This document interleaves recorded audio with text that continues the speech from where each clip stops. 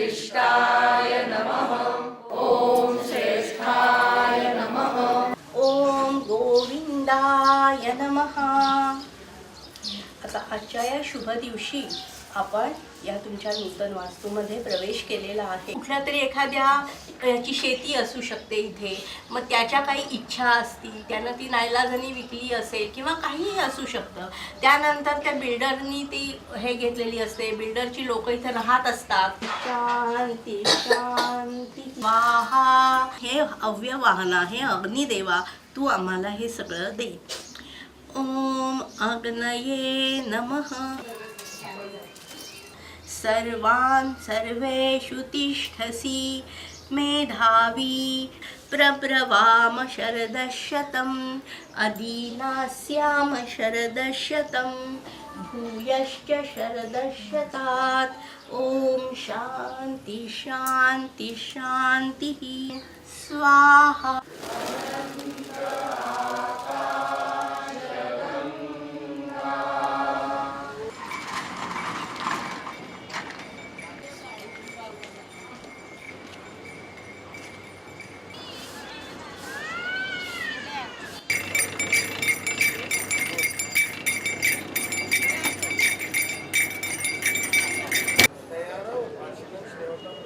सिर्फ एक बार दुर्ग के द्वार खोल दो दूरपति, प्रार्थना मुझ दुखियारी की सुन लो नगराधिपति।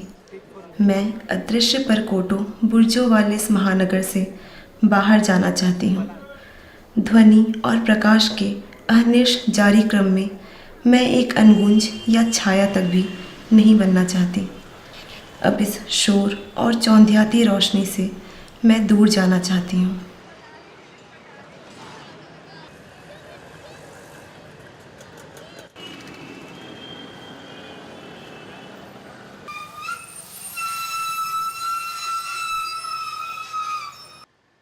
होंगे दुर्ग के बाहर घेरा डाले हुए तुम्हारे शत्रु। मैं तो उनके लिए भी वैसी ही एक स्त्री शरीर हूँ जैसे तुम्हारे नागरजनों के लिए। उनके शिविरों से मैं पार निकल लूँगी। कुछ 1 वर्षों का नर्क झेलकर मैं जीवित रहूँगी, क्योंकि अभी भी मैं जीवित रहना चाहती हूँ। नहीं, ये कहना उचित होगा कि अब मैं जीवित होना चाहती हूँ दुर्गपति। मुझे जाने दो। मैं अपनी पहचान तक जाना चाहती हूँ, अपनी आत्मा तक, अपनी अस्मिता तक जाना चाहती हूँ मैं।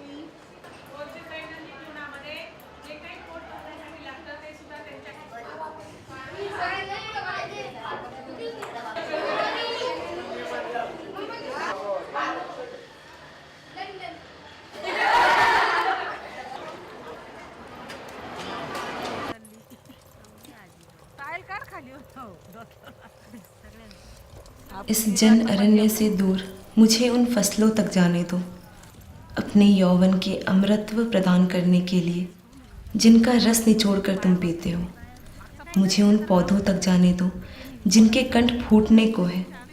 उन विशाल सघन वृक्षों तक जाने दो मुझे, जिनके पत्तों से फूटती मर्म ध्वनि यहाँ सीधे मेरी आत्मा तक आ रही है।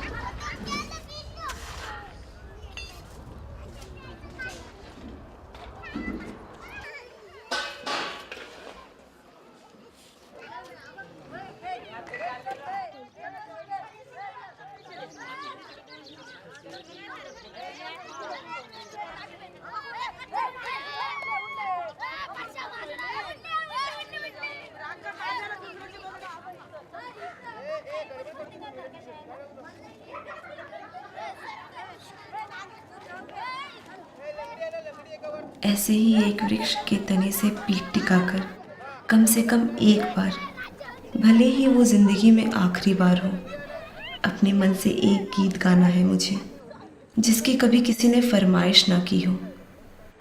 जलते रेगिस्तान में ही सही, कम से कम एक बार मैं अपने लिए नृत्य करना चाहती हूँ। मुझे अपने लिए एक बार खुले आसमान के नीचे जाने दो, तारों से टपकती ओस सनी रोशनी में भीगने दो।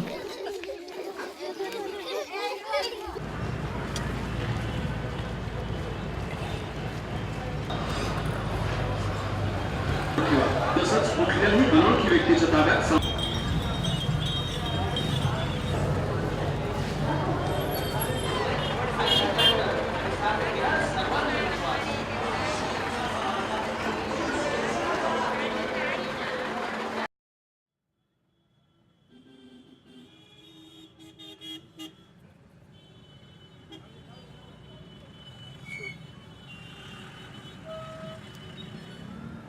इस मीना बाजार में मेरा दम घुट रहा है।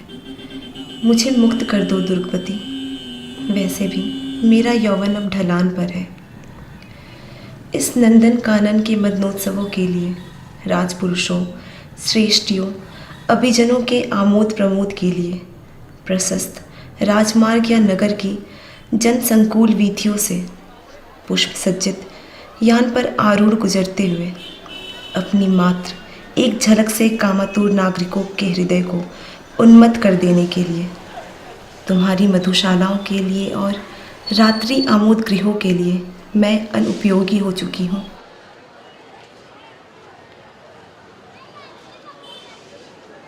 मेरे शरीर के ही तो तुम स्वामी हो। वो तो अब लुंज पुंज मांस का एक लोथ भर है। इसे तिरस्कृत कर दो स्वामी, फेंक दो दुर्ग से बाहर। देखो, मेरे स्तनों से बहता हुआ दूध उस अप्रतिम सौंदर्य के अवशेषों को भी मटिया मीट कर रहा है, जो कभी पागल बना देता था तुम्हारे लोगों को। मुझे इन स्तनों को प्यासे विकल शिशु अधरों तक ले जाने दो।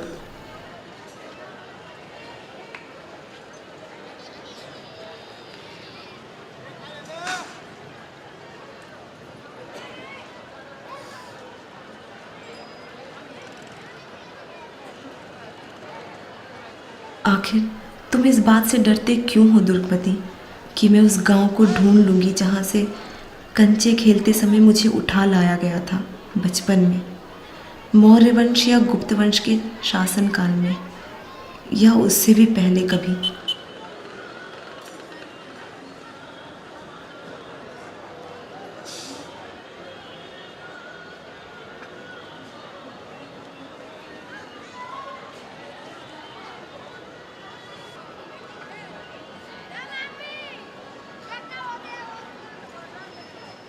सहस्त्राब्दियाँ बीत चुकी हैं। मैं अब थक चुकी हूँ दुर्गवती। तुम्हारे किले की अदृश्य दीवारों से टकरा टकरा कर मेरा सिर लहूलुहान हो रहा है। उनमें गवाक्ष या द्वार टटोलते टटोलते मैं निढाल हो चुकी हूँ। ये दीवारें कहाँ तक फैली है दुर्गवती? कहाँ है द्वार?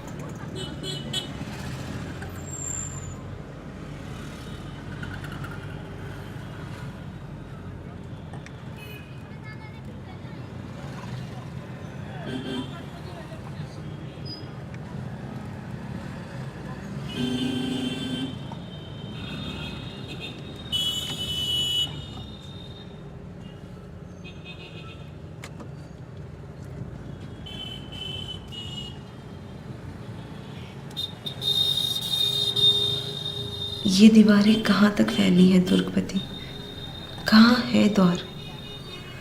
और ये जो मेरी उंगलियां स्पर्श कर रही हैं, ये दुर्ग की दीवारों में पड़ी दरारें ही है ना दुर्गवती?